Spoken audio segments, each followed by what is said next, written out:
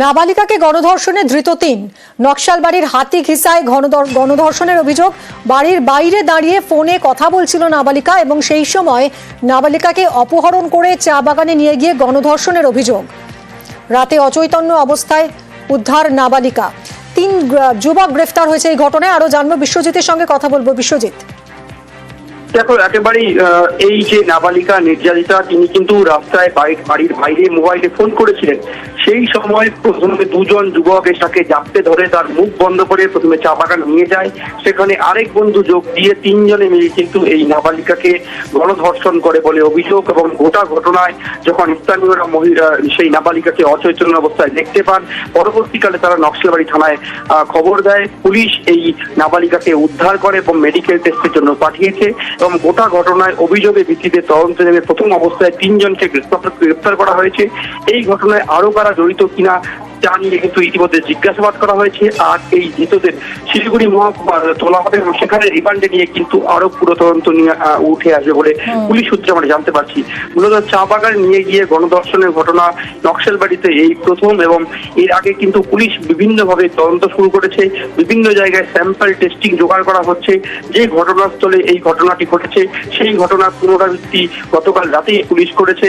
এবং নকশালবাড়ি পুলিশ থানার ওসি যিনি রয়েছেন, তিনি গোটা ঘটনার যারা অভিযুক্ত রয়েছেন তাদেরকে বারবার জিজ্ঞাসা করে কিন্তু এই ঘটনার মূল কিনারা করতে চাইছে পুলিশ। তবে এই ঘটনার সঙ্গে আরো কারা যুক্ত রয়েছে কিনা সে বিষয়ে কিন্তু রিমান্ডের পরে জিজ্ঞাসাবাদ।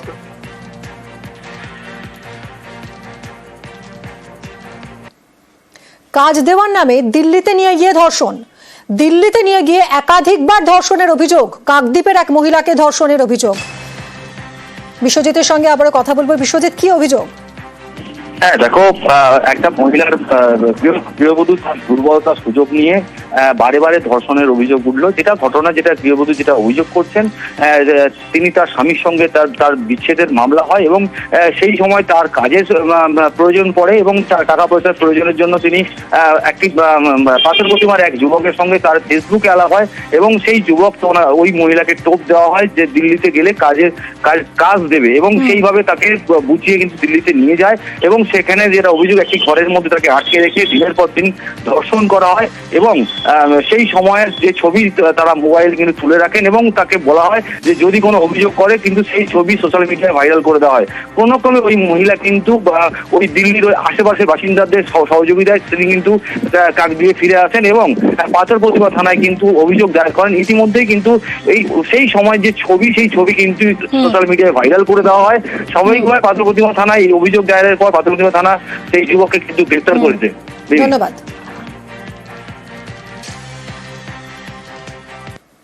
ফেসবুকে একটা ছেলের সাথে আমার পরিচয় হয়। ছেলেটার বাড়ি হচ্ছে পাথর প্রতিমাতে। ছেলেটা আমাকে কাজ দেবে বলে দিল্লিতে নিয়ে যায়। নিয়ে গিয়ে আমাকে একটা ঘরের মধ্যে বন্দি করে রেখে আমার উপরে কিছু শারীরিক নির্যাতন করে। ছেলেটা ওরকম করে অনেক মেয়েদেরকে কাজের সূত্রে নিয়ে এসে রেপ করে ছেড়ে দেয় বা বাজে কাজে লাগায়। আমার সাথেও একই ঘটনা ঘটে। হ্যাঁ, তারপর আমার কিছু ছবি ভিডিও ও গোপনে তুলে নেয়, হুমকি দেয় এবং বলেছিল ওগুলো ভাইরাল করে দেবে এবং রীতিমতো ভাইরাল করেও দিয়েছে। আমি চাই ছেলেটার ফাঁসি হোক। জিন্দাল গোষ্ঠীর 16,000 কোটির বিনিয়োগ। শালবনীতে হবে তাপবিদ্যুৎ কেন্দ্র। শিলান্যাস করলেন মুখ্যমন্ত্রী। তাঁর দাবি, এই প্রকল্পে কর্মসংস্থান হবে 15,000।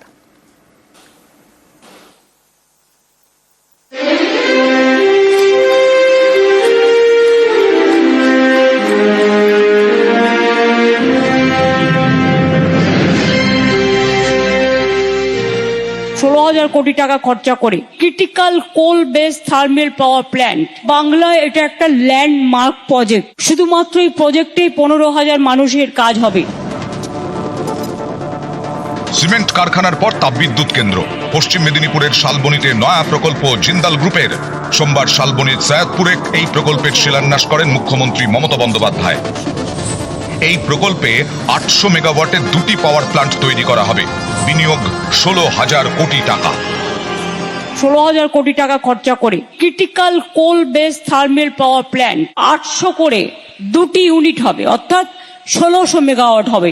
Special type of eco-friendly project that there will be no pollution. It is environment friendly. Need of the hour is that. Eastern India this type of project has never happened before. Shalboni land belongs to the farmers of this area. So therefore each one of you must get employment in this land. तो ये मेरी guarantee है, ये मेरी promise है आप सबके सामने कि जितना भी यहाँ पर काम होगा उसका जो आपको बेनिफिट होगा, आपकी नेक्स्ट जनरेशन को उसका बेनिफिट होगा। এই প্রজেক্ট থেকে আমরা ওদের কাছ থেকে বিদ্যুৎ কিনে নেব এবং ওদের আরো প্ল্যান আছে আগামী দিন আরো 2 ইউনিট পাওয়ার ইউনিট তৈরি করার।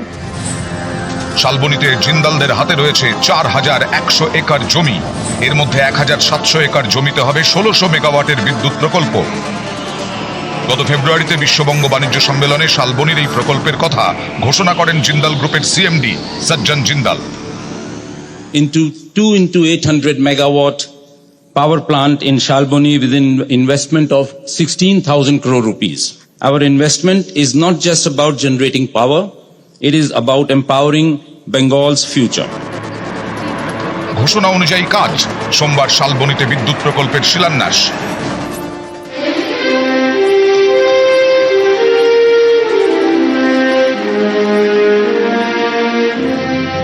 From West Bengal Power Department, they are also doing 5 new power projects.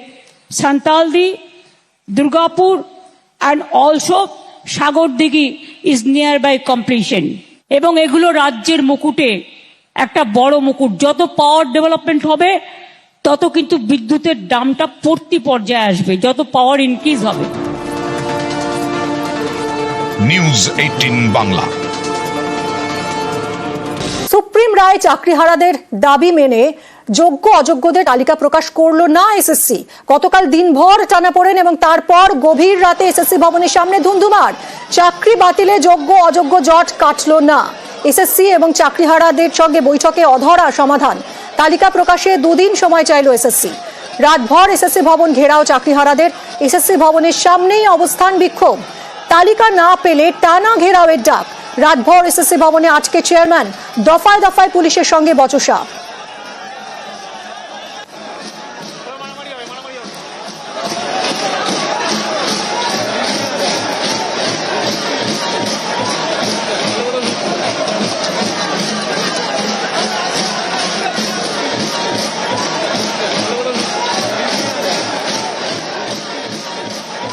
Office ছাড়তে দেবো না এবং আপনি অফিস ছাড়ার চেষ্টা করবেন না।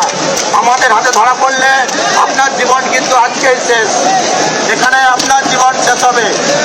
আমাদের জীবন আপনি শেষ করেছেন, আমরা কিন্তু আর ছেড়ে কথা বলবো না।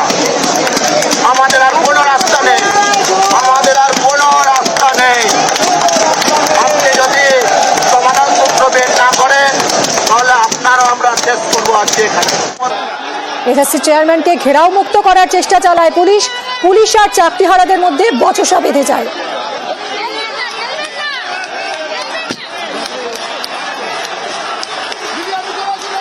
চেয়ারম্যানকে বের করতে পুলিশকে বাধা দেন চাকরিহারারা। পুলিশের সঙ্গে বচসা ঘিরে ধুন্ধুমার হয় পরিস্থিতি। পুলিশকে লক্ষ্য করে জলের বোতল ছুটতে থাকেন বিক্ষোভকারীরা।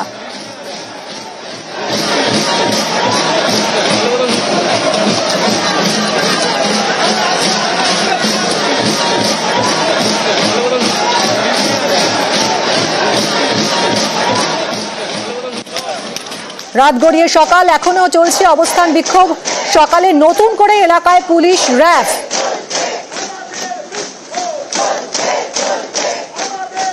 সরাসরি চলে যাব আমাদের প্রতিনিধি অনুপের সঙ্গে কথা বলবো। অনুপ, রাতভর নিজের দপ্তরে ঘেরাও হয়ে রয়েছেন এসএসসি চেয়ারম্যান। অন্যদিকে এসএসসি তারা আরো 2 দিন সময় চাইছে আইনি পরামর্শের জন্য। এই অবস্থায় দাঁড়িয়ে চাকরিহারাদের কি অবস্থান, তাদের আন্দোলনের রূপরেখা কি হবে, কি বলছেন তারা?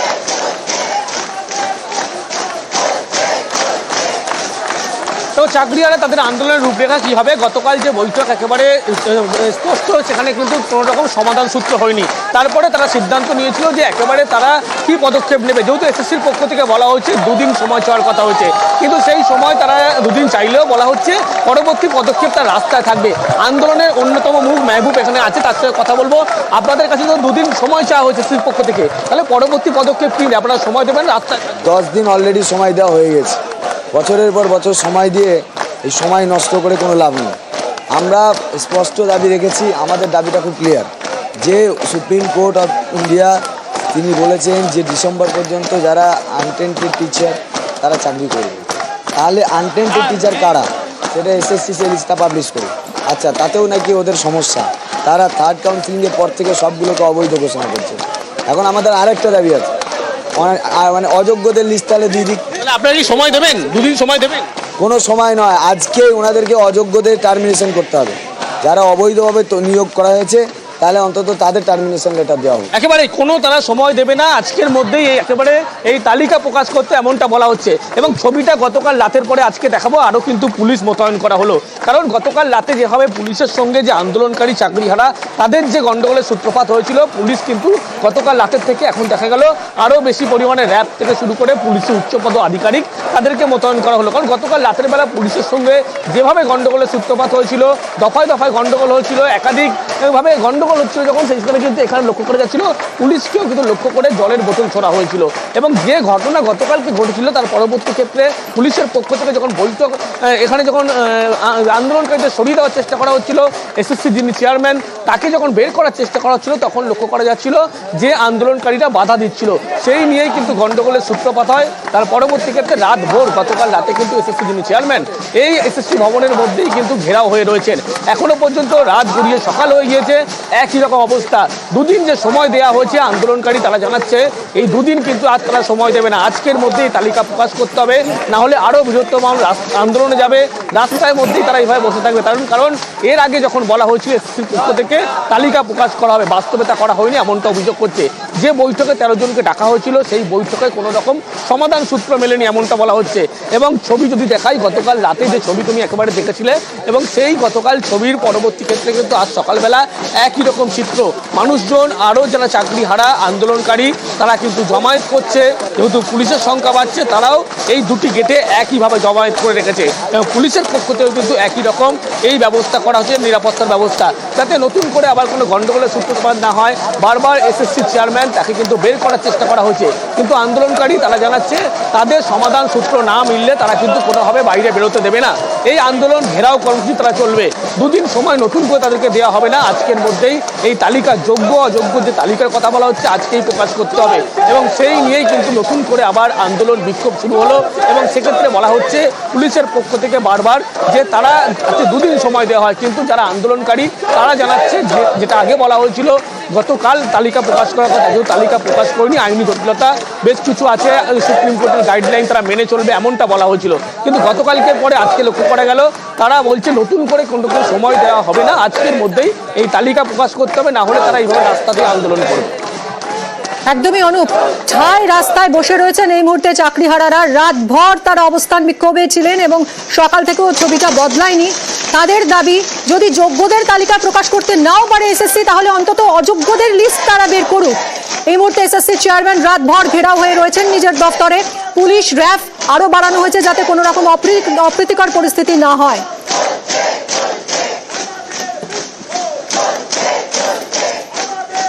গতকাল এসএসসির সঙ্গে চাকরিহারাদের বৈঠকে কোনো সমাধান সূত্র বেরোয়নি, চাকরি বাতিলে যোগ্য অযোগ্য জট এখনো কাটেনি। রাতভর এসএসসি ভবন ঘেরাও চাকরিহারাদের, এসএসসি ভবনের সামনে অবস্থান বিক্ষোভ এবং চাকরিহারাদের পাশে দাঁড়িয়েছেন জুনিয়র ডাক্তাররা, জুনিয়র ডক্টরস ফোরাম, তারা এই মুহূর্তে চাকরিহারাদের পাশে দাঁড়িয়েছেন। আরজি করের আন্দোলন করা জুনিয়র ডাক্তাররা তারা বিক্ষোভকারীদের সাহায্যে এগিয়ে এসেছেন। অনেকের দেবাশিসরা রয়েছেন এই আন্দোলনে, চাকরিহারাদের খাবার জল বিলি করছেন।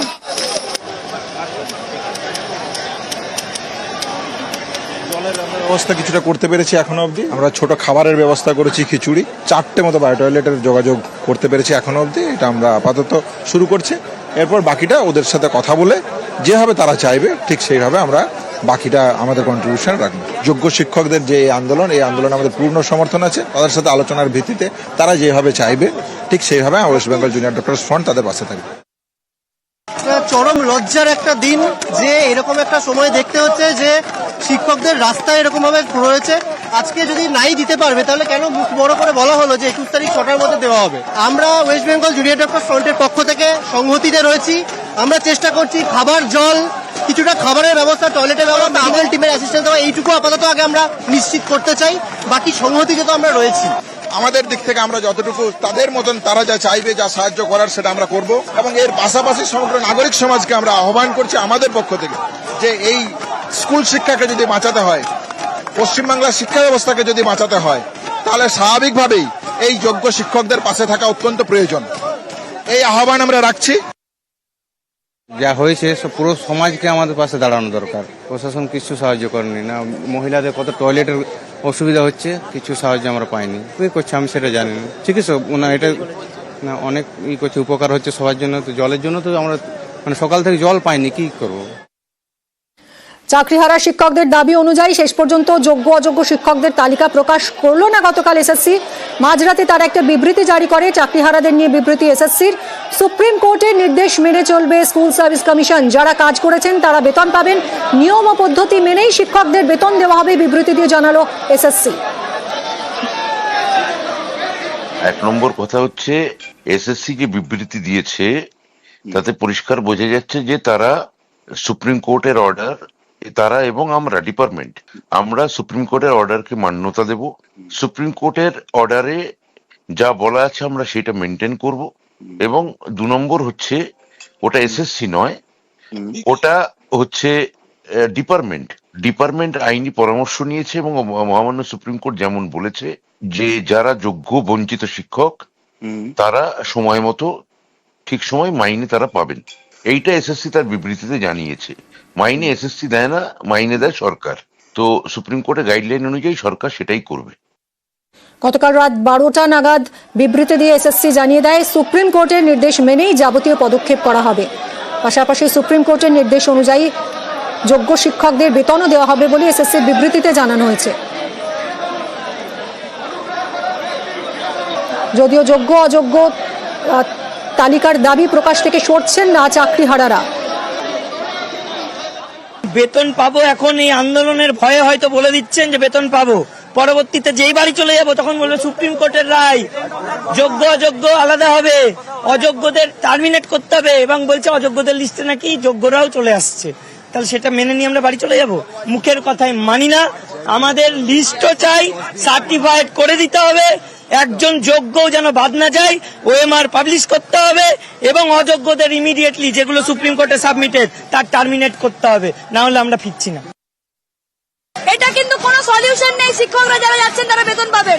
এখানে কিন্তু ওই ভোট কাউন্সিলিং থেকে সেই বাকি কাউন্সিলিং বাদ এসব বলা হয়নি। এমএ ফাইলে যোগ্য 17,000 শিক্ষক শিক্ষিকার কথা বলা হয়েছিল। যারা বিদ্যালয়ে যাবেন তারা বেতন পাবেন। এখন উনি আজকে কেন বলছেন যে ভোট কাউন্সিলিং এর পর থেকে বাকিটাকে তারা অযোগ্য বলে মনে করছেন? এটা বললে তো চলবে না। তারা কি করে কাল থেকে বিদ্যালয়ে যাবে, কি করে তারা মাইনে পাবে? এই কথাগুলো আমরা মানবো না কোনো রকমে। তারা চুরি করেছে, দুর্নীতি করেছে, আমরা দায় নেব না। এখনো পর্যন্ত অযোগ্যগুলো, চোরগুলোকে বাঁচানোর জন্য তারা এসব করছে, যোগ্যদের বলে দিচ্ছে। মাইনে তো 31শে ডিসেম্বর অব্দি দেবে, তারপর আমরা কোথায় যাব? আর তিনি তো গত সপ্তাহে বলেছিলেন যে যোগ্য লিস্ট গতকালই দেওয়ার কথা ছিল, তিনি তো সে কথা রাখছেন না। সেটা কোথায় দিচ্ছে? আমরা তো কালকে সকাল থেকে বসে আছি। সে যোগ্য অযোগ্য লিস্ট কোথায় দেবে? সার্টিফাইড লিস্ট কোথায় দেবে আমাদের? আর মিরর ইমেজ প্রকাশ করার কথা, সেটাও তো গাইডলাইনে আছে, সেটা কোথায় করছে? তিনি তো তার নিজের কথাই রাখছেন না। পরিষ্কার দাবি, আমাদের সার্টিফাইড লিস্ট দিতে হবে, যোগ্য অযোগ্যদের মিরর ইমেজ প্রকাশ করতে হবে। আর যারা টেন্টেড আছে তাদের বিরুদ্ধে যে অভিযোগ আছে তাদের টার্মিনেট করতে হবে। যতক্ষণ না আমাদের দাবি পূরণ হচ্ছে আমরা এখান থেকে যাচ্ছি। তার বক্তব্য আমরা আর বিশ্বাস করছি না, আমাদের কাজে করে দেখাতে হবে। তার কথায় আমাদের আর কোনো বিশ্বাস নেই।